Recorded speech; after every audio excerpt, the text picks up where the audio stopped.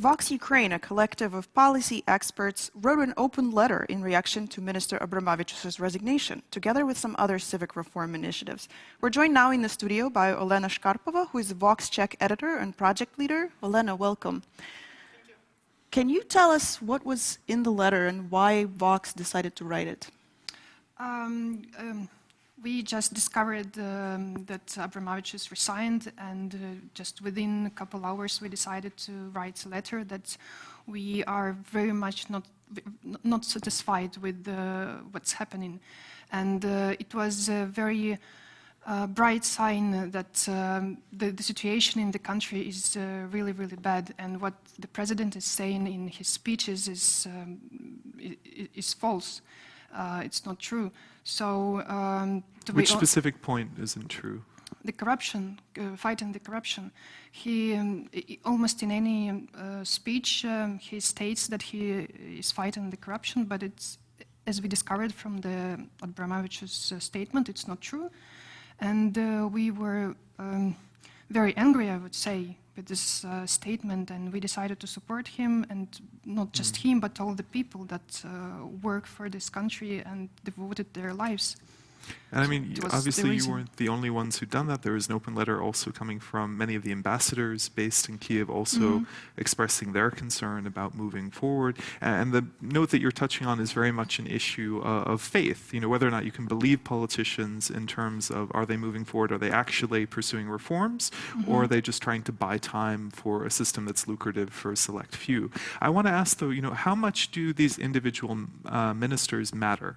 Because when we've been talking recently, people have been pointing to specific figures that, you know, joined the government at a time of optimism, who'd resigned. Some of them have returned, others have not. How much do these individual personalities matter when it comes to reform in Ukraine? I think that Abramovich is crucial. The personality is crucial.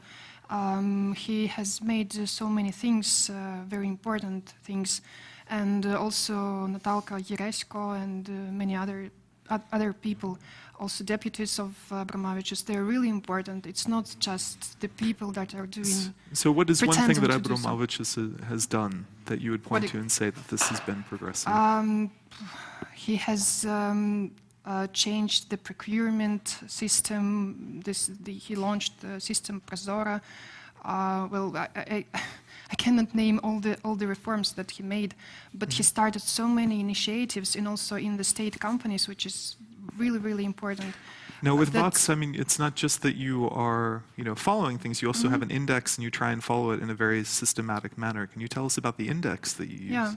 Yeah, it's called DAIMORE, or Index for Monitoring Reforms, and it's monitoring the events that are related to the reforms in different fields, and every 2 weeks 20 experts in Ukraine, independent experts, are evaluating these events.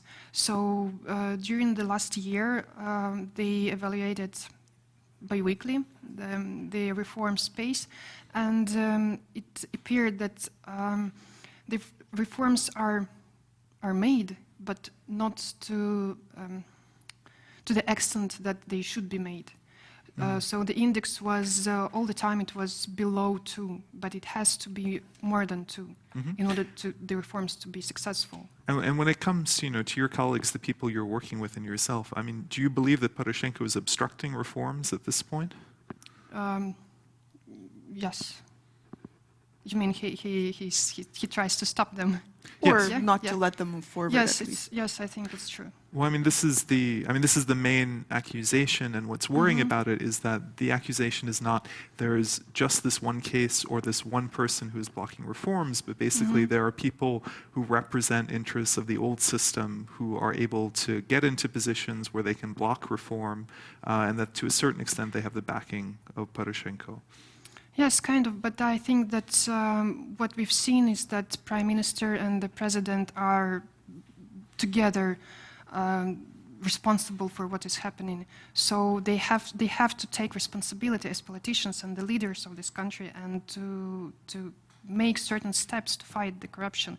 Not just say that they cannot do something or they are against corruption, but we have to to go through some steps. We have to wait. No, we cannot wait. We have to start something right now. No, absolutely. But nothing is happening. So. And you have to hold people to their words. All right. Well, thank you so much for joining us. That's certainly something we'll continue to watch, as it's something that the media does, seeing how things actually shape up. I just want to remind you, we've just had Olena Shkarpova, a VoxCheck editor and project leader, who is speaking to us about the changes in the cabinet and recent resignations. We'll be right back.